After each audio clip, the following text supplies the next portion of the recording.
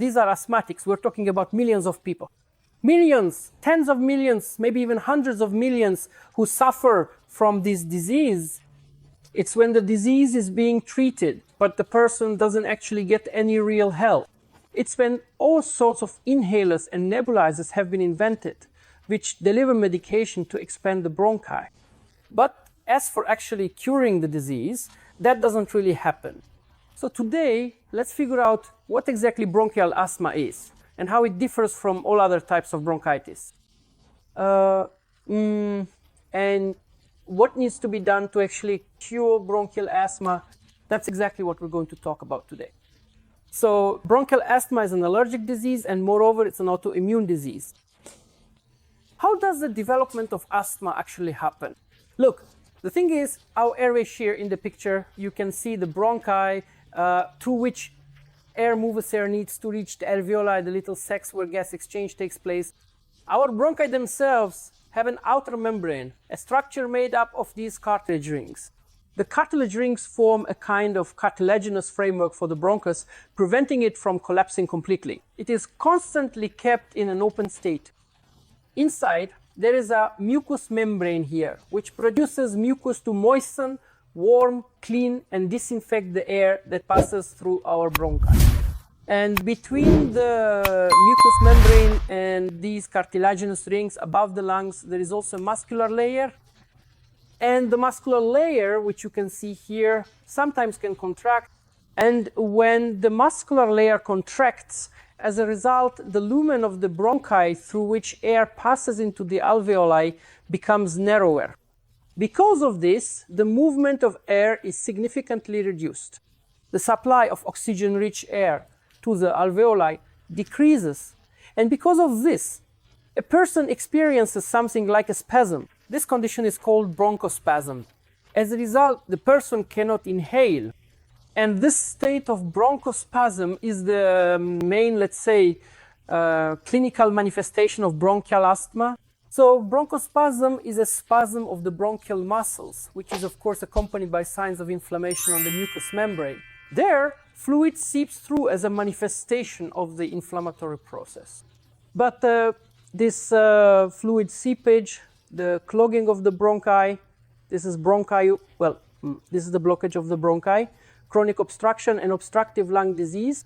Bronchial asthma, on the other hand, occurs when, as a result of an allergic process in the area of the bronchi, histamine is released.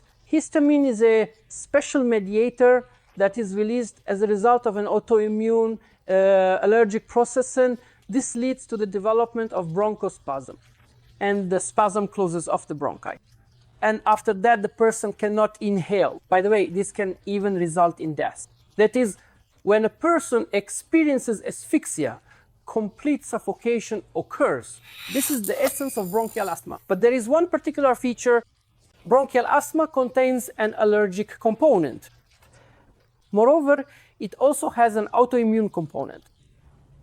Furthermore, it is an immune reaction in which one's own immune system begins to attack its own bronchial system.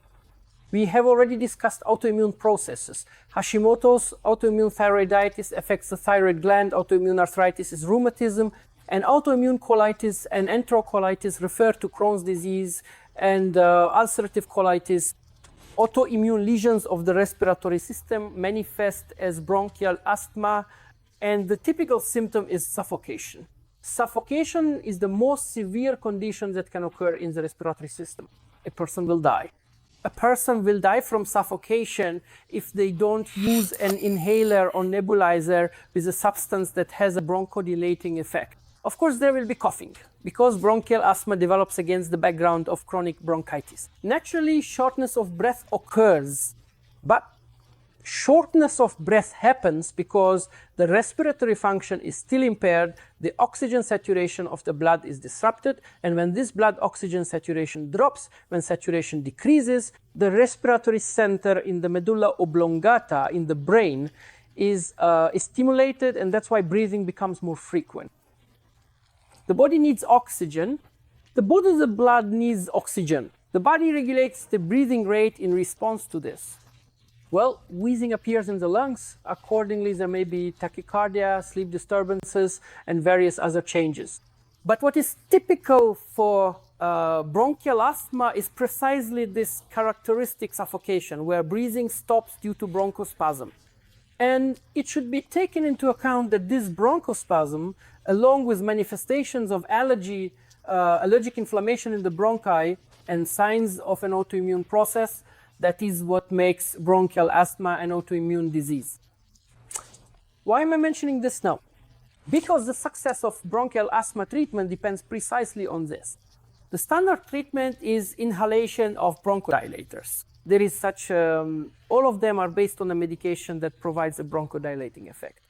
Essentially, salbutamol, which has a bronchodilating effect and has been known for a long time, along with all its analogs like various Antroven type inhalers and similar devices. These may change every year, but the essence remains the same. This medication is an alpha-adrenergic agonist that enters the respiratory system and triggers a reaction that relieves the spasm. That's it. That is, on a local level, it's somewhat similar to using neptazine for rhinitis, for runny nose, like runny nose. The blood vessels have dilated, and because of the swelling and fluid leakage, the person can't breathe in. Well, you put a drop of nafizine in, and immediately your nose is dry, the blood vessels constrict, and that's it, no more problem.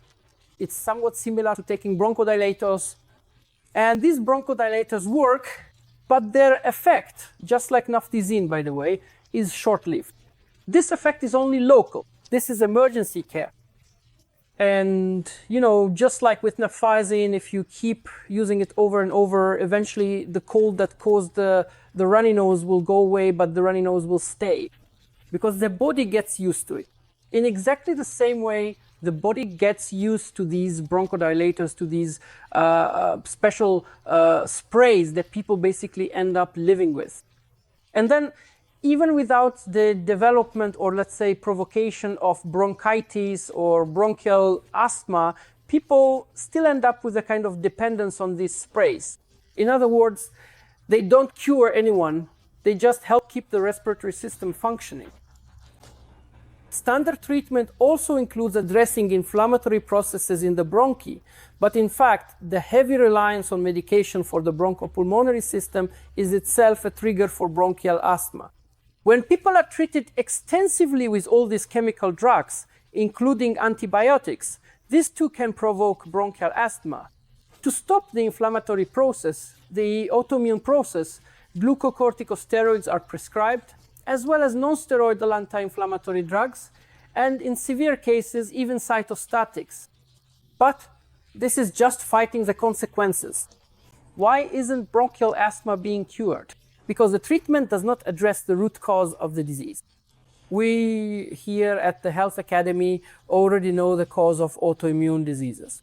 The immune system starts attacking its own body for two reasons: poor overall body detoxification, poor blood purification, poor kidney function, and poor functioning of the adrenal glands located above the kidneys. And now, here is the reason for this.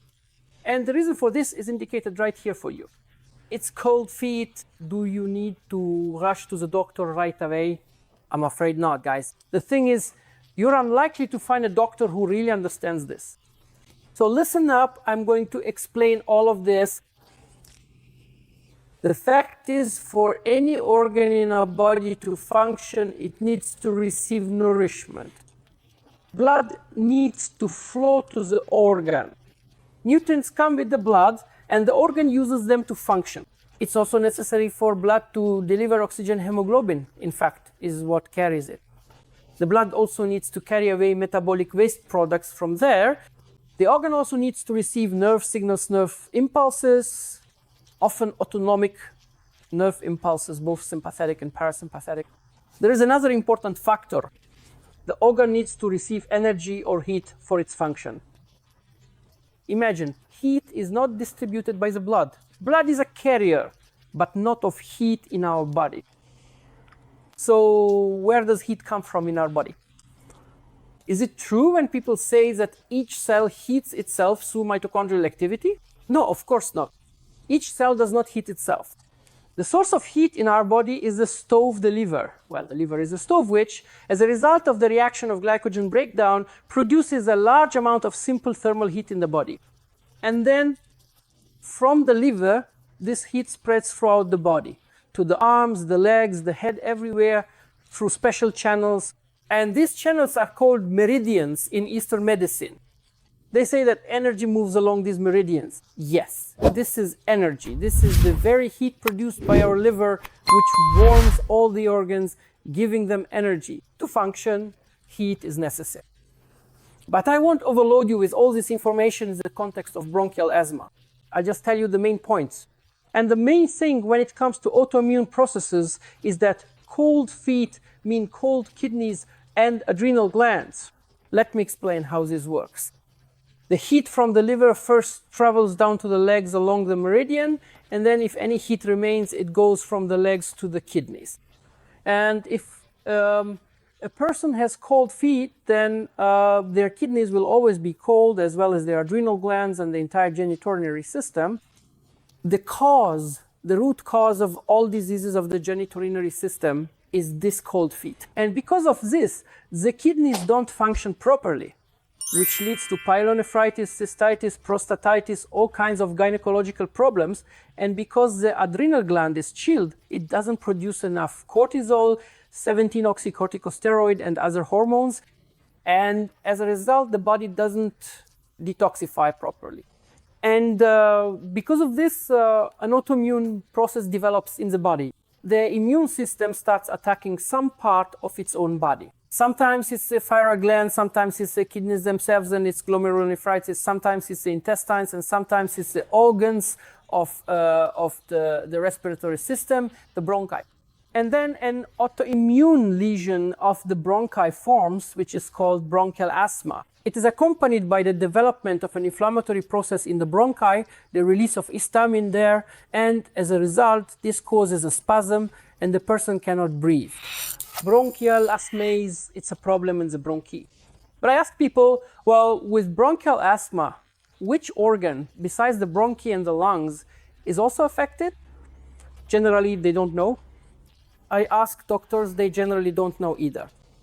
But I conducted research, and in people with bronchial asthma, it turns out that all of them, without exception, have problems with the genitourinary system. And all of them, absolutely everyone, also have the problem of cold feet. So if you want to warm up well to cure your bronchial asthma, yes, treating bronchial asthma means treating bronchitis, treating chronic obstructive pulmonary disease, treating colds and inflammations. You need to warm up your chest. This is the turmanium ceramic that I talk about. It is a source of exactly the same kind of heat as the warmth of my own body. If you want to heal your lungs, if you want your lungs to breathe, it doesn't matter what shape or size the ceramic is. What matters is that it warms up the organs in your chest. So warm up the organs in your chest for hours, warm them up in the evenings.